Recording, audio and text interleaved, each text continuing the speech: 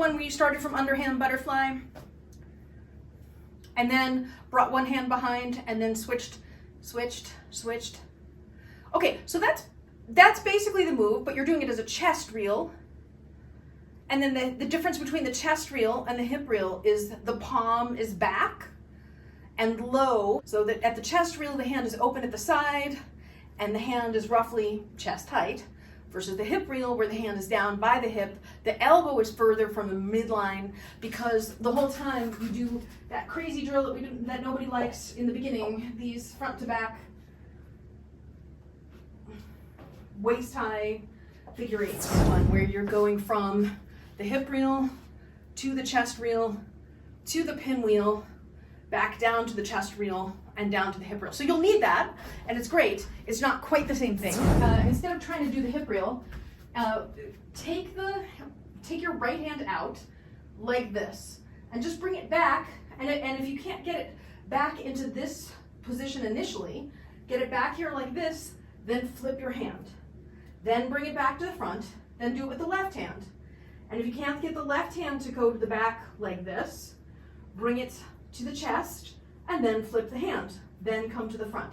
And then keep doing that until you can take each hand back behind the waist, back behind the waist, back behind the waist, out of the butterfly, and then you can try switching the two of them.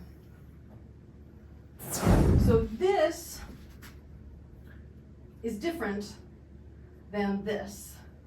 The two notable things in your physiology is that when you're doing this one, your hand is further from the center line of your body, so from the crown of your head. Your hand is further from the crown of your head than your elbow, and the palm is facing forward, whereas the way I want you to do it, the elbow is further from the midline, and the palm is facing posterior instead of anterior. The thing to remember here that's really helpful is when we did those circles behind, remember how the elbow bounces up and down. So you don't want to lock your arm like this. You want to keep the elbow nice and soft to help control the flow of the poi behind your butt, coming to the front, behind your butt, coming to the front. So if you're starting it behind you, pull in toward your butt crack to start. In like that.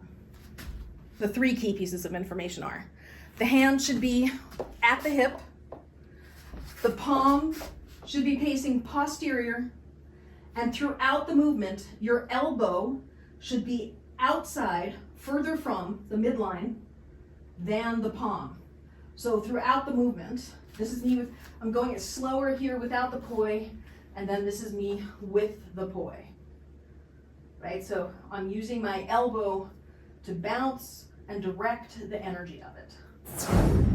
In my opinion, for beginners, this is one of the tightest, literally like tightest to the body movements that you're doing, because your hand is so close. Like if you look at where my hands are right now, they're really close, tracing my body, you know?